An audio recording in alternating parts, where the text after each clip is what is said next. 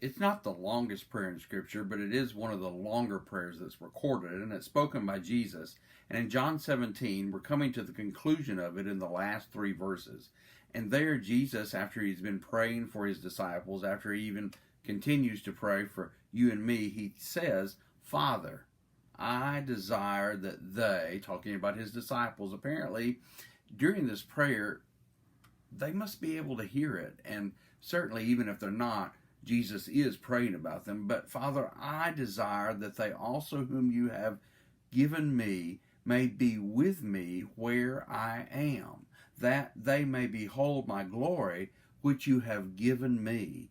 Jesus is not wanting the disciples to be with him so they would behold the glory and Jesus would look like some kind of superstar or some kind of great hero. Jesus wanted the disciples, including you and me, to be with him because of where he would be. Because Jesus knew he was about to go and be with his Father. Jesus knew he was going to live once again in heaven. And ultimately, Jesus wants all of his disciples to be with him in heaven. He had already prayed in this very prayer that they would not be taken out of the world, but knowing one day all of us will eventually leave this world, Jesus says, I want them to be with me and be where my glory is. This verse ends with Jesus saying, for you have loved me. You have loved me.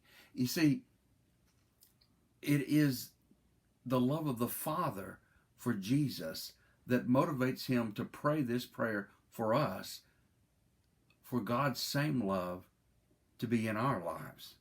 The last two verses of the prayer, Jesus says, O righteous Father. There are no more petitions in the remainder of the prayer, no more things to ask or to inquire, just statements.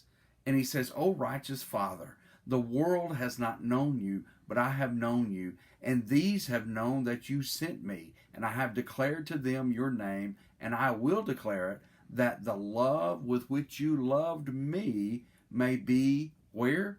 In them. Jesus wants God's love to be in his disciples. But the prayer's not finished. He says, and, in three final words, I in them. No better ending to a prayer by Jesus on our behalf.